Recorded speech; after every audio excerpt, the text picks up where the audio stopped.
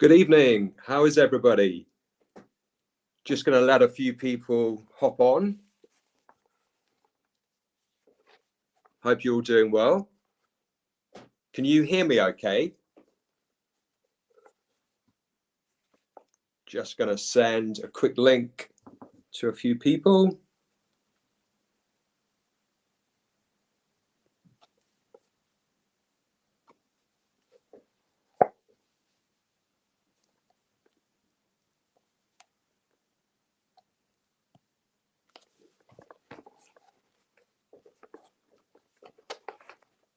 Okay, just bear with me one sec.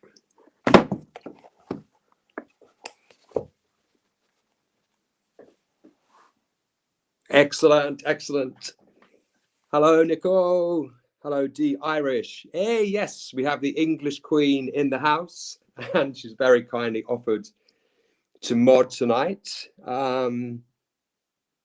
Great to see you guys. This is the first ever live from this channel.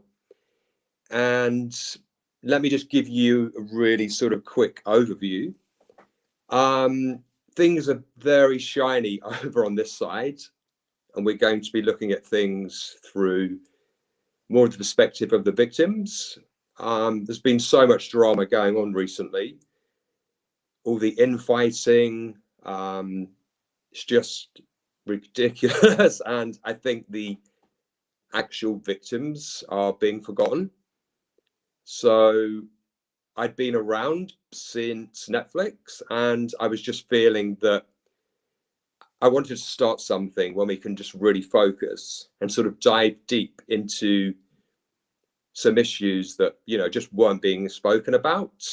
It seems to be the Chris Watts circus at the moment. He's controlling everything. I mean, he gets more emails and Zoom calls and phone calls than me. I mean, he's supposed to be serving life, and, you know, he has all this freedom. It's just absolutely astounding.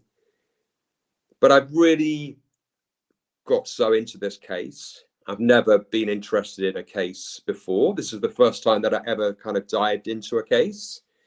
And as we all know, we're all here 2.5 years on because there are so many inconsistencies, so many holes that just make absolutely no sense.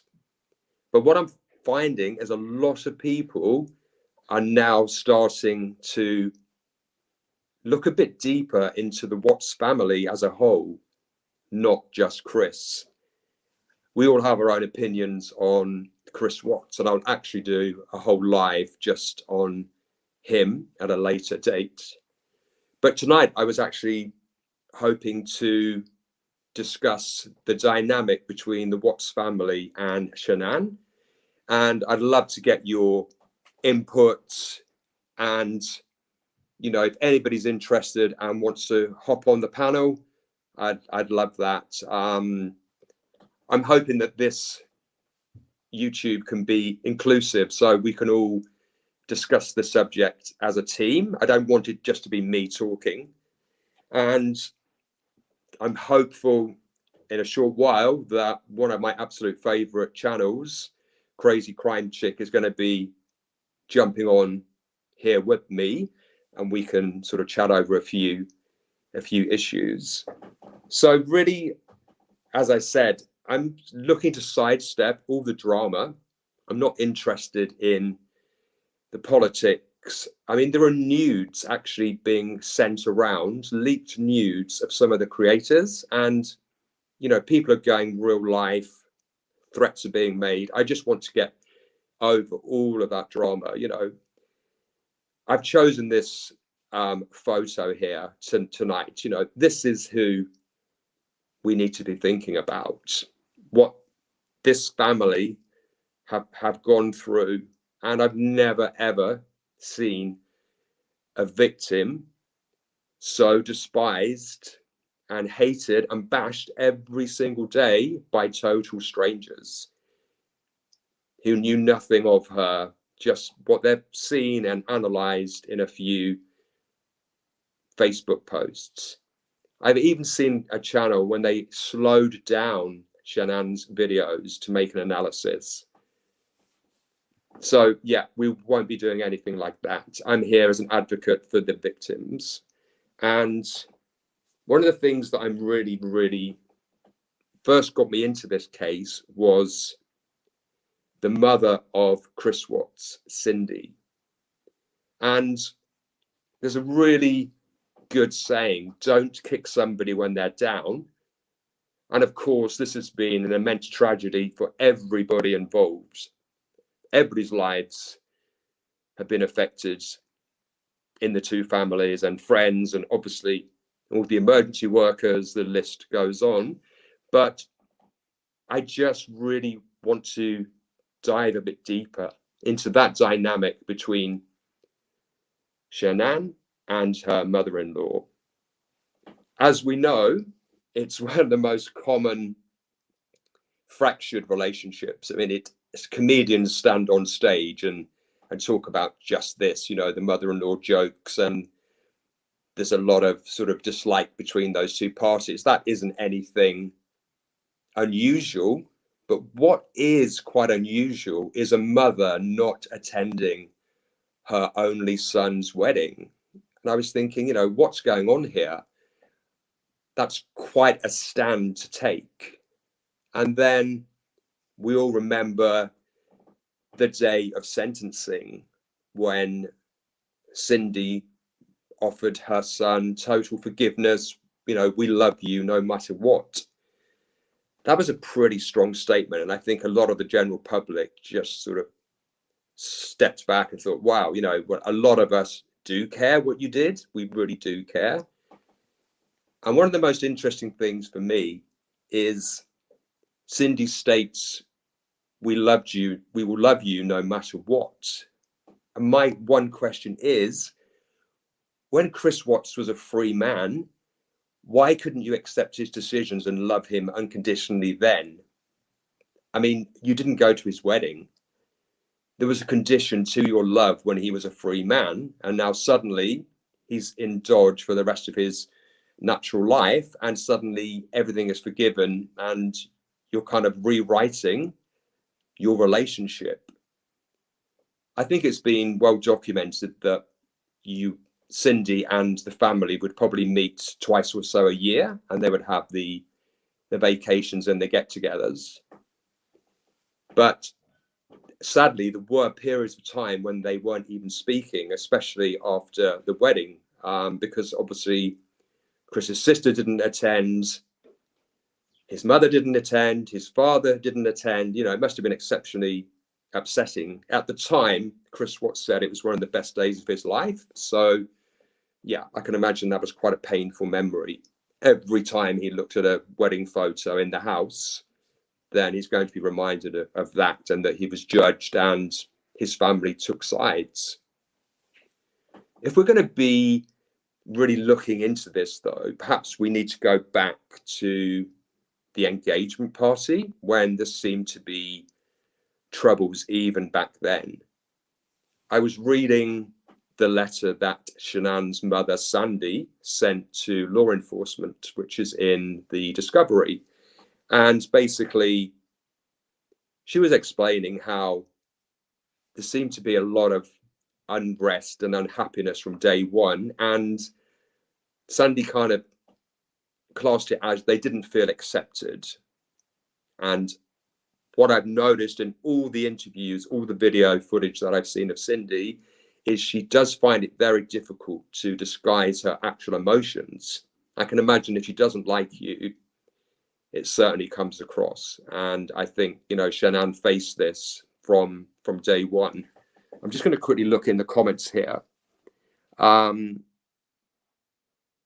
Yeah, I'm just seeing here, Heather Ann.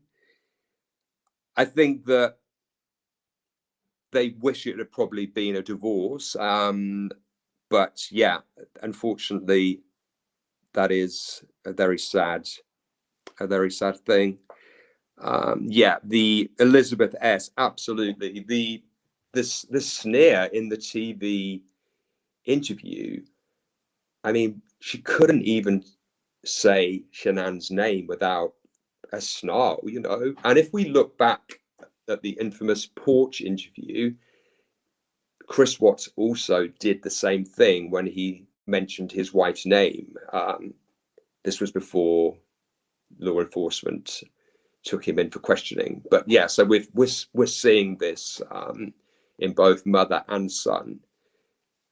And I'm just wondering what Shanann actually has to endure in that family dynamic, because I'm sure many of us have been involved in friendships or relationships or family situations when it's very much you're very well that this person doesn't really like you. They're just putting on a front.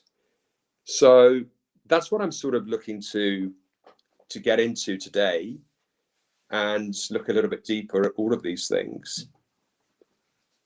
The wedding, I thought Shanann looked absolutely amazing. She seemed to have a great day. They seemed to be very happy, and this seems to be in sort of great contrast to the engagement when foods weren't perhaps how Shanann was hoping, and guests that she was hoping attend hadn't even been invited. So there were definitely tensions from day one. And I'm wondering if this was central, really, really central to why Shanann relocated to Colorado. I was listening to one of her old lives, and she actually stated that she really did not like confrontation. So I can imagine somebody being surrounded by that negative energy all the time. I could imagine it would be quite good to sort of, get away from that, relocate, keep away from the family. I'm just going to catch up with your comments here. Absolutely. Dragon Slayer, absolutely. Jealousy is one of the most toxic ingredients in any relationship. And the trouble is, if you're suffering from the jealousy, it literally destroys you. It's such a negative emotion. So yeah, absolutely agree there. Yeah, absolutely. Shanann and the girls deserved so much better. Where are we? Yeah, a lot of people. I actually will hopefully talk about this in another live, but I honestly believe that our own life experiences shape the way we view this case. If we've had problematic relationships, or if we have been the more dominant driving force in a relationship, or if we've had some family members who have really shown their disdain for us, I think it really shapes how we view this whole case. Most of the people that I know and discuss this case with, of course, we do not know Shanann. We didn't know the family, so we're not worshipping her. We know that everybody has their flaws. We're all human, absolutely everybody. Let me just double check with you guys. Are you still hearing everything okay? Just let me know. There's not been a break in the...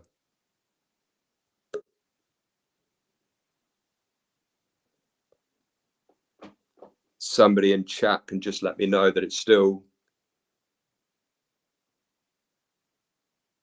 going okay. Oh yeah, fantastic. Great.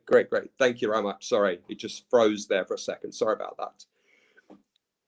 So yeah, basically, I think that if we've had those kind of relationships ourselves, it can really, really shape our views of this whole case. And that is my honest feeling, is that Shanann relocated to Colorado. So I'm wondering what are your thoughts on the whole letter that Chris Watts wrote, stating, if anything happens to me? Yeah, what are your thoughts on this? This is when Chris flew to when he flew for the final holiday in North Carolina. Obviously, Shanann had been there for 5 weeks, and Chris turned up for the 6th week. And obviously, as we know, He'd been gaslighting Shanann. He'd been ignoring her. He missed FaceTime calls with the children. She was literally being mind blown by his games. And whenever she confronted him, he just apologized that he was tired or working out, or, I think one text, sorry, boo, so she just didn't know what was happening.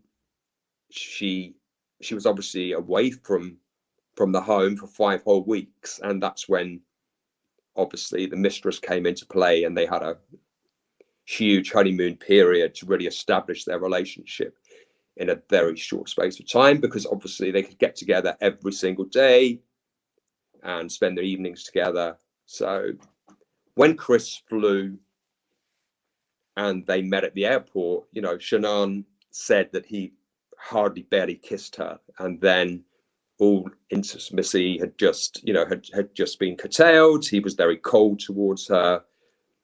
Her family members picked up on this. He wasn't his normal self. He was quite aloof. And he flew in on the 31st of July. And this is when the oxy question comes into play. That evening, his first night there, Shanann was violently ill, and the next day she was still so ill, but she had to return home back to rest. And in Chris Watts' letters that he wrote to Shanann, he mentions about giving Shanann oxy.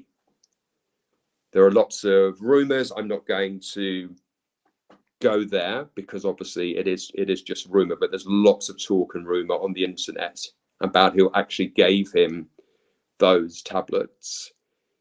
We could be generous and say, okay, perhaps it was, oh, does anybody have any tablets? Because Shanann has a dreadful headache, and then he took it from there. But what really astounds me is Chris Watts had no clue what damage those tablets could do to his wife. Our thinking and understanding of the situation is he was trying to cause harm to her, because obviously without a baby on the way, it would have been much easier for him to have left the relationship and get a separation. But he didn't actually know what would happen. I mean, Shanann could have had a seizure. She could have been really seriously ill. So that's something that I've always questioned. And I wondered if you guys had any thoughts, on that when we're actually looking at the oxy. I mean, what were his intentions? If he knew what he was doing, this would definitely be premeditated. Do you think?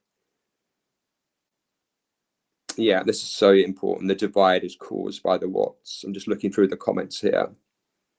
Yeah, so Honey Kissed, I think they knew of his mistress. Yes. If we remember when Ronnie was in the interview with law enforcement, and when Chris first said, oh, they know about her, Ronnie didn't even seem shocked. So I'm absolutely sure that he knew about it, and the family knew about it. Yeah, a miscarriage, or to make her look like a drug addict. Well, just going through these now. Absolutely. That is one of the most shocking things. He tortured Shanann for weeks. I mean, have you guys, I'm sure you remember that awful photo Shanann sent her friend when she's sitting in the car with no makeup and she looks like a broken woman. I mean, he literally gaslighted her. He manipulated her. He lied to her. And obviously he was already cheating on her. But he just was out to literally destroy the poor woman. I mean, she looked so just totally destroyed by all the games. And obviously she was already having struggles with the pregnancy. It was summer, she was taking the business trips. There's quite a lot to be doing when you're pregnant, and having compromises with your different illnesses. So that was one of the most in my opinions, evil aspects of this whole case, the way that he treated her with total disregard. So when people question how he could just toss his family away, he was already doing it in those weeks. You may remember the news article. The family bumped into Shanann, Chris, the children, and her parents at the theme park when they were queuing to go on the bungee trampoline.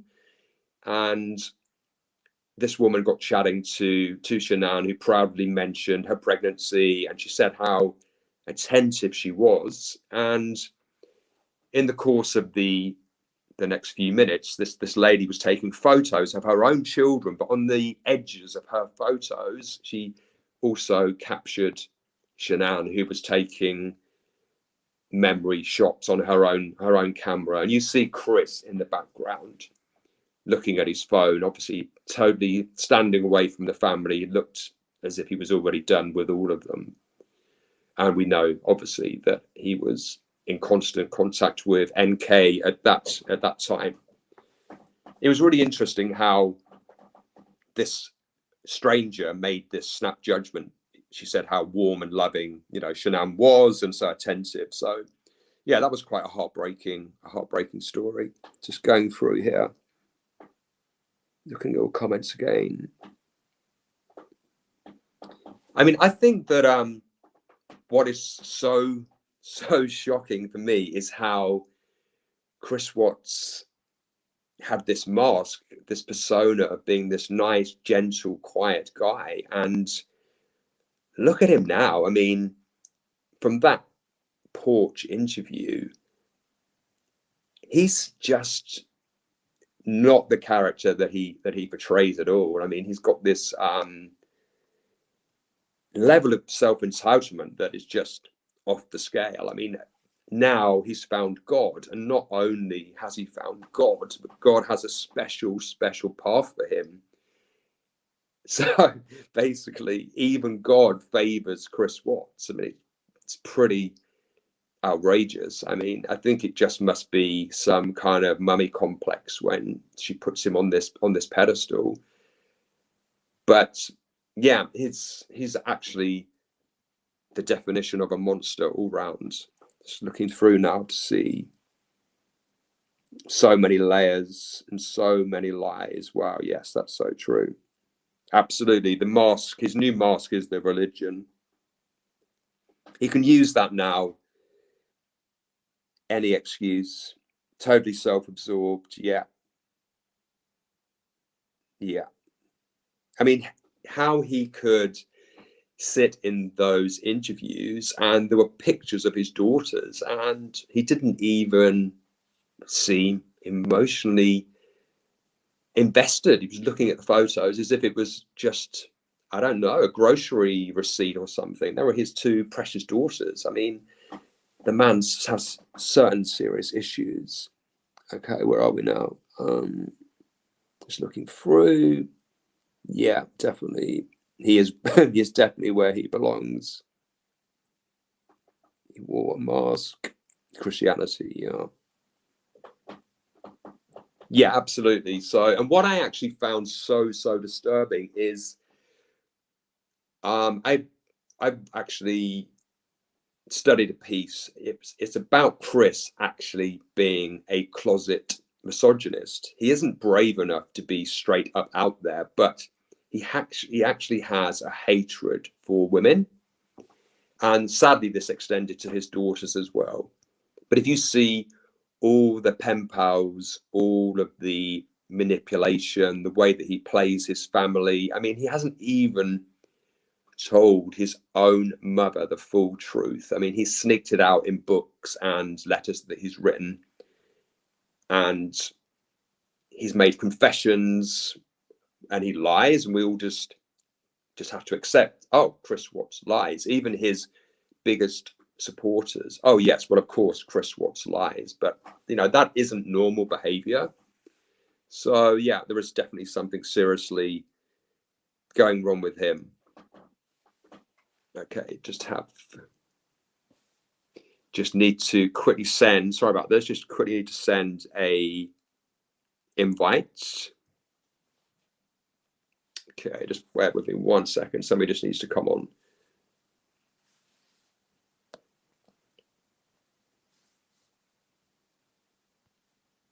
Right, okay, let's try this. Bear with me, guys. Thank you very much.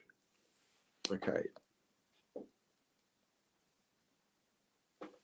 Okay, we're back. Sorry about that. Yeah, this is the first live, so I'll get better organized for the next one. So basically, yeah, I'm going to talk about this in much more detail. But this idea of him being a misogynist, I mean, the way that he plays all of these visitors and pen pals, he tells them what they're looking to hear, and we've seen everybody come and go and be totally discarded. I mean, we had, if you remember, Anna, and then a family friend by the name of Shanann, not Shanann, but Shanann. We've obviously had, I'm not going to mention sort of all these people by name, but we've had, great. Okay, fantastic. Let me just bring our amazing guest up on board.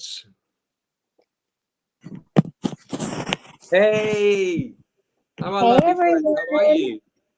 I'm good. Hi, everybody. I see Hey, everybody's thank you so familiar much. names. No, thank you for having me on here. And I see everybody in the chat that I recognize a lot of their names. So hello, hello. I have no idea how I sound. I'm not in my normal setting. So if I'm too loud, I apologize. But I just want to thank everybody for coming on this channel and showing support. I don't even know what to call you. Do I call you by your name? I don't know what to say. Yeah, no, I mean, just David is good, actually. So yeah, Okay. I mean, Okay, David.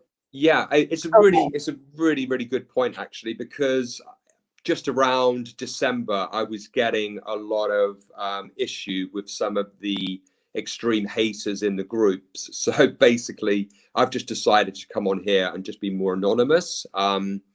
Because they can go real life, and they were starting to contact my family and all things like this. So I've decided to be a bit more discreet this time. And Okay, cool. yeah, David. so So we call you David. that's the kind of reason. Yeah. So Yeah, I know. It's funny though because when you posted you were gonna go live, I had gotten a couple of emails and everybody was like, "You've been hacked. Somebody's using your photo." And I was I like, know. "Oh my God, no, no, no!" And I had to go and explain to everybody, like, "No, the way YouTube works, I already knew what happened." So, but I'm so happy to be here. Thank you for inviting me. Oh no, it's an absolute honor. I'm so happy. I mean, I absolutely love your channel. And when I think we first spoke a few weeks ago, when there was so much outrage because you dared to post a photo of the Oh children. yes, Do you yes, remember? I yes. was sort of Oh, I saying remember. I remembered, absolutely and outrageous. people got really upset over it. And then after I thought about it, I thought, okay, well, maybe it was just too much. But at the time when I posted it in our private Facebook group, it was I just share everything on there when it comes to Shanann and the girls and everything. And then some people just thought, I mean, it's weird though because there's been photos of Shanann, in the hospital with the babies, but I guess it was just a close up that people were just like it was too much for them. And then after I was like, okay, I guess for some people it was, but me personally, I love looking at everything with Shanann and Cece and Bella, and I mean, it makes me smile at the end of the day. But I guess some people they weren't too happy about that photo. Yeah, no. I couldn't believe it. I mean, I'm going to be very sensitive here, but I mean, people have discussed the autopsy in great graphic detail, and then they found outrage over a lovely, beautiful photo of a new You baby. know, you make a great point though, because let's be honest, if we got our hands on the photos of the autopsy, we know everyone's going to share them in these private Facebook groups. Come on, let's be real. They would be all shared. And so I really didn't think it was a big deal showing, Shanann, after having the baby. I really didn't. But I mean, a lot of people enjoyed it, but there was some people who didn't. And then after, I just thought, okay, maybe it was just too much, you know. But at the end of the day, I thought it was a beautiful photo. Yeah, absolutely. Luckily, most of the group were in agreement, and I absolutely loved how the admin booted any of the Oh, haters. So yes. She's very good at booting really quick. She'll even say it like, "Oh, you're gone. You're booted. yeah, You're done." God, yeah, She's yeah, like, yeah. "No problem booting anybody." So No, what we did I don't need those miss? kind of What did people. I miss? Did I miss a lot?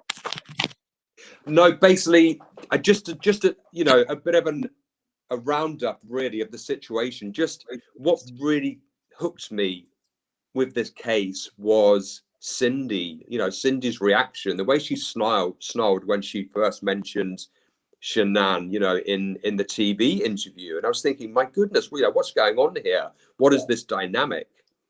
And then just sort of going over back, needed to start really from the engagement onwards, you know, all of the issues. And when I looked back in the discovery and was reading over Sandy's letter to law enforcement, I mean, she outlined how they always felt a little bit inferior Yeah, to the Watts, and they were never really accepted, you know. yeah. I mean, even from the, you know, people have made comments before saying, well, if Shanann was your sister-in-law, would you like her? And I think with Shanann, I think Cindy and Jamie, especially Cindy, I feel like from the very first time she met Shanann, she already didn't like her. For Yeah, whatever reason, was she married already? Wasn't she married already? It's like she was already looking for things not to like Shanann, and Shanann hadn't even met her yet. So I think absolutely. that I don't know, it's so weird to me when, because I'm a mother and I want my children to grow up and meet somebody, fall in love, have babies. You know, that's what we want for our kids. We want them to leave the home. But I Yeah, feel like with Cindy, and this is just my opinion again, I don't know the family, I've never spoken to the family. Um, but I just feel like she wanted Chris to always remain home or close to home. And I feel like she's always wanting this relationship with Chris. And she yeah, never got the relationship she wanted. You can see it too when, you know, we know Chris is close to Ronnie. We know, and I thought it was also interesting that in the prison interview, Chris says that, you know, Jamie was like a mother figure to him. And I always wondered, why would Jamie take a role of being a mom to Chris when Cindy was there? So I don't know. I just feel there's something going on there that we don't know. And I don't mean it doesn't have to be, you know, anything outlandish, but there's definitely some relationship between Cindy and Chris that just isn't, I don't know, it's just not right. Something's off there. yeah. It's very dysfunctional, isn't it? I mean, there's some huge issue there. I mean, if we sort of look into it a little bit, what I was reading was sometimes Chris would actually quite enjoy playing both sides. One example was the engagement ring, which was quite a huge sum of money that he paid for this ring. I think it was quoted as a Mhm. month's salary, and Yeah. he told his mother, and he kind of phrased it, well, you know, this is the kind of ring that Shanann was looking for, and then he kind of dropped it in that she'd actually picked the ring. So, Yeah. and then obviously Cindy was outraged that they would spend so much money on a ring when they had so many other things to be thinking about. But then he ran home and told Shanann what Cindy had said. So he was stirring the situation. You know, he didn't need to have repeated those. It's like, you know, running like two children running and telling tales on each other. He didn't need to have done that. So I'm So do you wondering if he got some think secret enjoyment in seeing this sort of unrest between the members. so do you think he was playing both sides maybe? Like he would be telling Cindy one thing and making it seem like, you know, because Chris is really, really good, I think, at playing a victim role. He is really Absolutely. good with low key blaming Shanann for certain things, like, oh, I have no access to the bank account, or, these little things. Oh, because, and I wonder, now that you bring that up, was he doing that way back then, playing a role to Cindy, like, oh, poor me, and then to Shanann playing, oh, my mom is so, controlling, or whatever it may be he may have been saying. You know what I'm saying? Like playing both of them against each other in some way. Absolutely. I mean, I think when we look back at the different pen pals who've sort of come and gone, a sort of very common occurrence that they all speak of is Chris telling them what they want to hear. He seems to play the room with the person who's sitting opposite him. So he's got this really good way of never being confrontational. He'll just go along with what that person, is hoping he's going to tell them.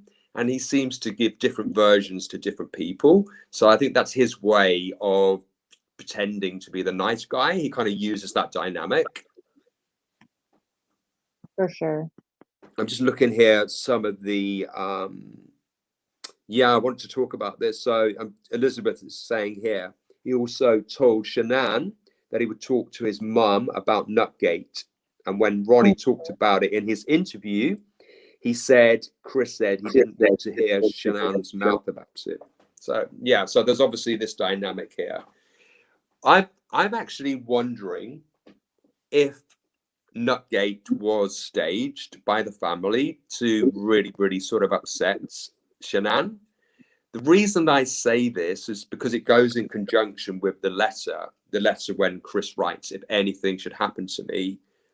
Were they hoping to demonstrate that Shanann, had this tendency to fly off the handle, to blow things out of proportion?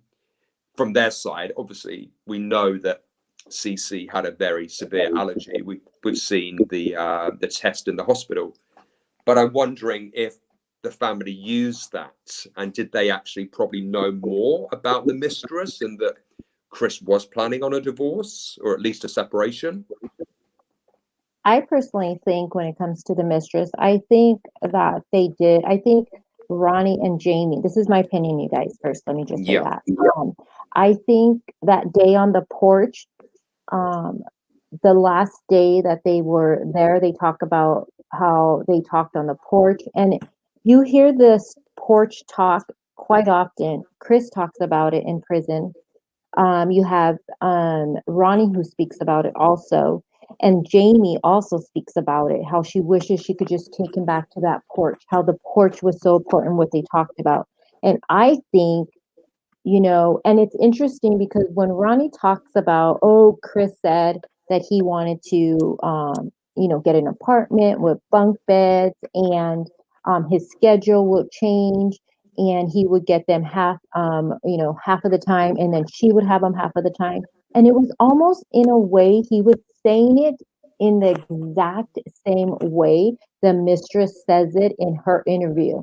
And I cannot help and wonder if she was on the phone with Chris and he was talking to her, and she probably talked to Jamie or Ronnie. I've always felt that she had conversations with both of them. And I think that's probably why she was looking up Ronnie after, like, what was it, the day before, the night of the lazy dog date, she was looking up. Yeah, she was looking up. That's really, really interesting points, because in the day of the polygram, I mean, Ronnie didn't look shocked at all to hear that, the law enforcement knew about the mistress. It wasn't any shock to him. He obviously knew about her. And if you think about the letter, it's just, okay, so let's just speculate. Okay, so I'm going to speculate here. So let's say, and I really don't believe Cindy knew at that moment, because I feel like, and you hear this, I've been listening to a lot lately, the prison calls where Chris calls his family, and you can not see, sorry, but you can hear the dynamic between Chris, Jamie, and Ronnie. It's like they can talk sports together. They have more of a flowy conversation, where Cindy, on the other hand, she can't talk sports, so she's left out a lot. And she even says at one time, like, oh, I don't know sports. So, and then it's like this kind of uncomfortable like laugh because she's not included in the conversation, but I really believe that's how it's always been with them as a family. That probably Cindy was probably left out a lot of stuff because, she didn't like sports, she didn't like cars. Jamie, seems to know a lot about sports when she talked about it. And I feel on the porch, it was Jamie, Chris, this is me speculating, and Ronnie. And they probably were talking about Chris met someone new and he wanted to leave Shanann, and I just feel that that it they were talking about the whole nut gate, and how Shanann, she overreacted and she's not stable, and I feel like Chris went into that role where he played this victim and he played it to his advantage, the whole nut gate situation. And that's why that whole letter came to be. Right, I mean, who's going to write a letter like that, first of all? I mean, who says something like that? And I think I have it right. Let me see if I can pull it up. I want to see what it says exactly. So the letter says, "To whom it may concern, if anyone gets this letter, I would never do anything to hurt myself or my children or my wife. If anything happens to me, please investigate my wife." I mean, who writes that? Yeah. I mean, it just shows intent, like, I can't even tell you, and not only that, it makes me really question, since the family allegedly are the ones who told him to write this, you know, it just seems like they all knew something bad was about to go on. That's my opinion with this letter. I mean, absolutely. But otherwise, the letter makes absolutely no sense. I mean, why would you Mhm. be thinking in those kind of terms? We know by the treatment in that final 6 weeks. I mean, Chris was just out of that marriage. He was over it. I mean, he wasn't interested in Shanann. I mean, he was emotionally closing down towards her, but still continually manipulating her and gaslighting her. I mean, even agreeing to go away on the romantic weekend. So he was obviously still trying to keep her hooked in. Probably he needed her back. He needed to make sure that she came back to Colorado. Yeah, and I was thinking that too, because at first I was thinking, because the whole agreeing to going away to, what was it, the Aspen weekend trip. Aspen, yeah, Yeah, and then, how that Thursday, well, no, that Friday morning, before she left, he woke up with her, and he let her hug him, and she was thanking him for that, and it's, at first I was thinking, was he having second thoughts? Was he thinking maybe I should just make it work with my wife? But then again, I think that's just Chris playing both sides again. Him, playing Shanann, oh yes, we're gonna go away. But in reality, like he said in the letters himself, he said, I just told her that because, he knew what he was gonna do already. And he knew he had to warn, make her feel comfortable enough to leave, to go to Arizona, because if she didn't want to go to Arizona, she wanted to stay home. But yeah, because he made her feel like, okay, it's gonna be okay, we're gonna go away with, after you come back, it's gonna be fine. She ended up leaving. But in reality, he had no plans on going anywhere with her. absolutely. I mean, obviously he needed her away that weekend because this was going to be the big dinner date with the mistress. And as you said, Shanann was feeling really, really wretched and sick and was not wanting to go on the trip at all. But he reassured her, oh, it'll be great to be with your friends and you can relax and etc. etc. He just wanted her out of the picture. Oh, for sure, for sure. Yeah. And then, the whole nut, I was listening a little bit when you brought up the whole oxy real quick. Shanann, that's one thing I've really, really spent a lot of my time looking into. And Shanann, prior to the whole time she's in North Carolina, not one person said Shanann was feeling sick prior No. to Chris arriving. Not one, not Cindy, not Ronnie, not Jamie. And she was over there for 2 weekends, right? With Chris's family. And not nobody Yes. said she was sick. If anything, she was a little dehydrated, but I mean, I'm sure the weather is different and she's pregnant. I get it. Um, but no one said she was feeling sick. And it's just, Chris gets there on the 31st, of July, and that night, she's immediately that night 180, sick, so sick, poor thing, just really, really sick. And, you hear them saying that Chris just ignored her, didn't even, help her. And, I think I don't think it was about a miscarriage. I really, really don't. I personally think Chris wanted it to look like Shanann accidentally OD'd. I think who knows, he could have probably gave her something and then said, hey, take a bath, relax. I mean, how many cases do we hear of the wife ODing in the bathtub by allegedly accidental? And then it turns Yeah. out something more sinister was behind it. I believe that he wanted that to look like that. And then the girls would stay there with Sandy and Frank, and he would have to come back and deal with whatever. But I don't think it was ever about a miscarriage. I mean, who in their right mind would think giving oxy would cause that? I mean, it just, I don't know. I think, and then still in his letter, he says that he gave it to Shanann because he thought it would be easier to be with Nikki if she wasn't pregnant. But let's think about that. How is that going to make it easier to be with Nikki if she wasn't pregnant? You still have Shanann there. You still have who he would believe, and NK brings it up many times. They talk about child support, custody. They talk about all these things. I think he wanted. I think he wanted to kill Shanann. That's what I've always thought. Wow, that's really interesting. Yeah, yeah. What really kind of really shocks me is he obviously had no idea of the dosage he was going to be giving her, what it would actually do to her. I mean, she could have had a seizure, or I mean, she was pregnant, she had other health issues. I mean, she was taking Thrive in some form. So he Yeah, didn't really know what would happen, which is absolutely so reckless that he would just do that, have such disregard for her. yeah. It's crazy. But then again, I think about Chris. He threw his family away for Shanann. He literally just cut ties at times with his family. We know that. And then he eliminated his family, Shanann and the girls, because he NK. Um, I just think this is my opinion, but I feel like the whole Watts family, I just feel it's like if you come into contact with them, just beware. I mean, I'm real big with patterns, and we're seeing it again now. And whoever gets involved with them ends up having their lives destroyed. They no longer talk to them, have a big falling out, and it's always the other person, and the Watts are always the victim.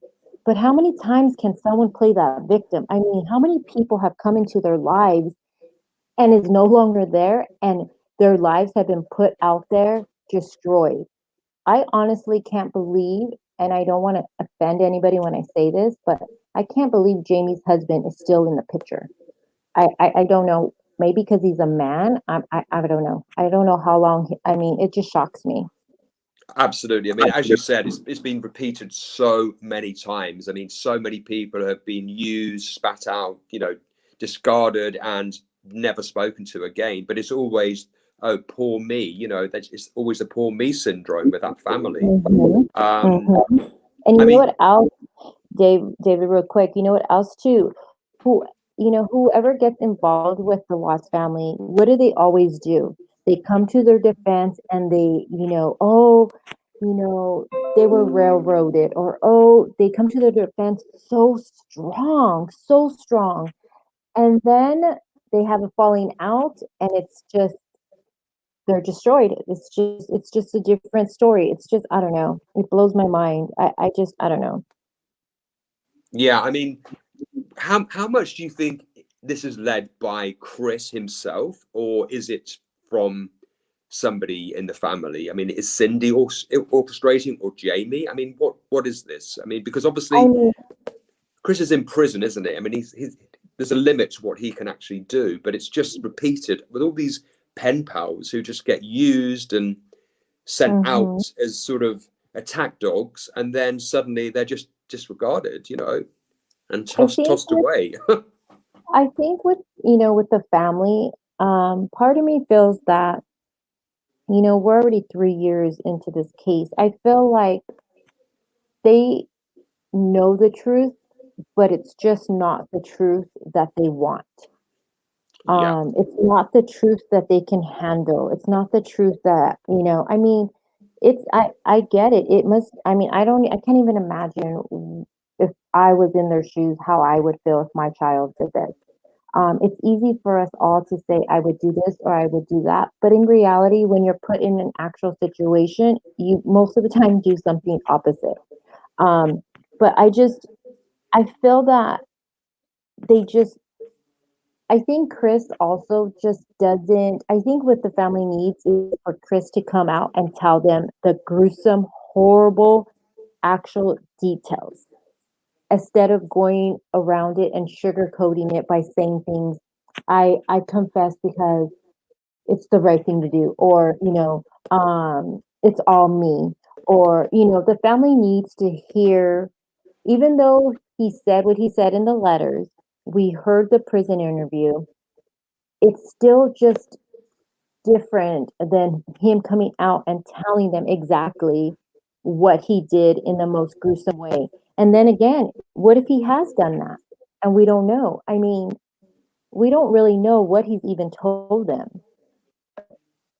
Yeah, I mean, I think it's just literally, it's just impossible to accept what he has actually done. I mean, there was there was a whole live that I watched when apparently he had confessed to his family, before the Dodge interview was going to be released to the public. So he had told his family, so they are quite aware of it. So And I wonder, I how just does think he they say can't it? Like, accept it. yeah, like maybe not. Like, like I said, they know the truth. It's just not the truth that they want. It's Yeah. not what they want to hear. And in those prison phone calls that, when Chris calls his family, you can hear it's like a disconnection in a way. Chris is saying one thing, Cindy's saying another thing. It's like two different conversations are happening. It's so insane, the dynamic between him and his mom when they're on the phone. I think that day when she said to him, "One day you'll tell me the truth," and he said, "Yes, but not today." I think she's still hanging on to that. I think she wants Oh to yeah. somehow look him in the eye, and he needs to do it sort of through at a visit. He needs to be face to face. I mean, to then she may listen, but at the moment she's just not accepting any of his versions because she's still clinging on to that original one. That he killed Shanann, as Cindy said, we know what she was like. That would fit her agenda much better. Yeah. Yeah. And I wonder if, Chris also said when he talked to that forensic guy on the phone, that phone call that got leaked, Mark, he even said, do I, put everything out there on the table, or do I just, you know, put a little out there and see where it takes me? And I feel that's the whole thing with Chris is he gives us just these tad bits, and he still, and people say he did, and people believe he doesn't know what happened that night. Blows my mind that people think he doesn't know what happened. He knows what happened that night. He is just playing games with everybody. He likes us wanting more. I think Chris gets off on that. And if he really found Jesus and gave himself to, God and everything like he claims, then why hasn't he told his family the truth? Why does he keep playing these games? It seems like everybody he writes to says a different story. I mean, it's like all these different stories we keep hearing, and it's Chris just playing mind games with everybody. There's so many different things going out there right now. It blows my mind. It literally blows my mind. 3 years later, we're still here. Yeah, I mean, literally, it is mind blowing because none of it makes sense. And, if it found God, then surely at the top of the agenda would be honesty. He needs to be honest with himself. But I definitely just think he loves all the attention. I mean, he's he's still being spoken about by so many people every single day, even though he's on a life sentence. You know, he's getting so much attention. It is absolutely unbelievable. Yep. Yep. And I'm just looking at this. There's a comment here from Lee Ann. Yeah, this is so important. Cindy asked him 10 times, did he have to accept the plea? He never says no. He talks about something else. He asks again and again, and he never confronts her and says no. Yeah, I remember listening. She was asking him and asking him, and he kind of said, you know, this is my decision, but he never actually told her. And she kept saying, fight. Can you just fight? She kept saying that. And he kept saying, yeah, like, I'm going to fight. Like, I'm not going to go anywhere. And Chris is talking about, like, yeah, I'm going to fight. Like, I think Chris is saying he's not going to hurt himself. And Cindy's talking about, like, no, like, fight. Like, say you didn't do it. And she's told him that so many times. And Chris just kept, like, it's just, he's not, I don't know. It's just so crazy that whole conversation is nuts. In your honest opinion now, what do you think is going to happen? What are your thoughts with everything that's going on? Because it's the circus is out of control at the moment. What are the next steps, do you think? I think Lana's already 1 foot out of the door. That's my opinion. You can see it, and I think she's just, I take no joy watching someone, hit rock bottom. And that last live I seen of Lana, I couldn't help but feel bad. And I know people are going to probably come at me for that, but I just take no joy off seeing somebody just, I don't know. I feel like Lana's just hitting rock bottom right now. And, I remember seeing Lana the first time on Jay, and she looked great. Her hair was down. She had color, rosy cheeks. She was laughing. She just, and now you see her and she looks really bad. So, you know, I don't know. I know what she did is horrendous and I don't agree what she did whatsoever. But again, when I watched that live, I just felt, sick and sad. And I don't know. I didn't like it. And I just feel the drama is getting out of control and people need to realize like these are real lives people are messing with. And, I just, it's all a game to them and I don't want no part of that. And, I think the 35C is going to go. They're going to file it. I do think so. I think, my opinion, you guys are going to think I'm crazy, but I think Lana's going to be kicked to the curb pretty soon, and I think KK will be back on the scene.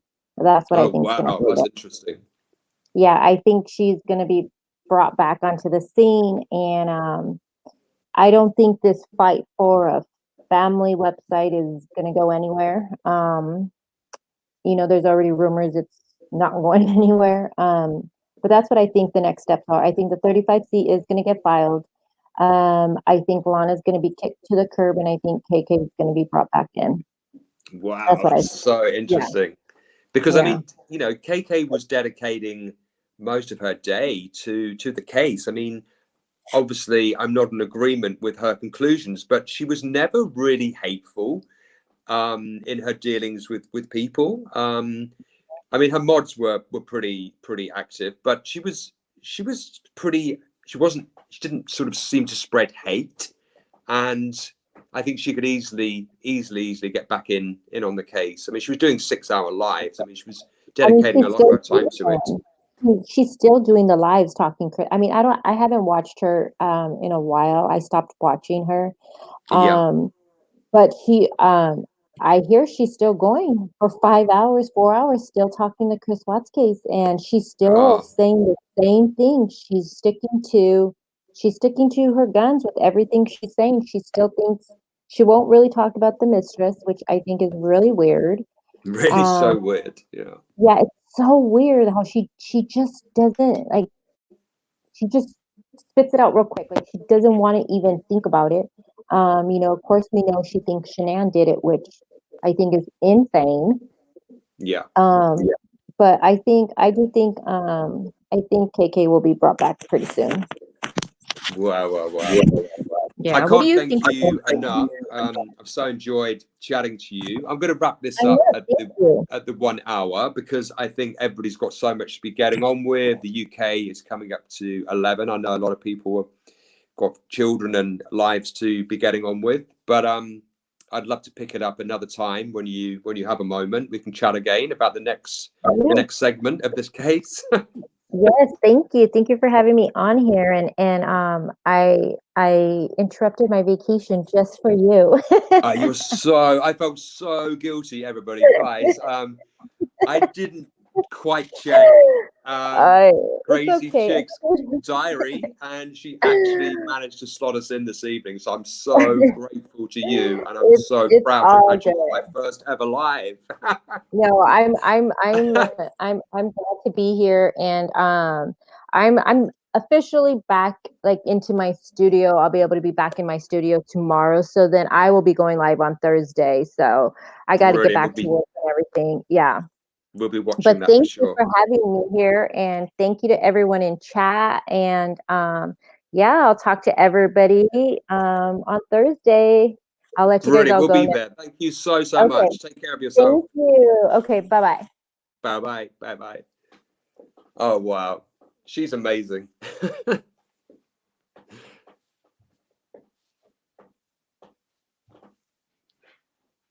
So wow, that was so fantastic. I love that lady. So guys, I know we're all busy. It's getting late. I'm never going to do 6-hour lives. Good luck to those creators. I'd really love to thank you all so much for coming on this brand new channel. We haven't got many subs yet, but hopefully we can grow and keep the conversation going. And I really am so happy that you will join me tonight. And thank you so much to our amazing guest, Crazy Crime Chick. And I'll catch all you guys soon. Please leave any comments, what you thought, what I can change, what I can do better. And yeah, anyway, have a lovely evening. Thanks for everything. Take care.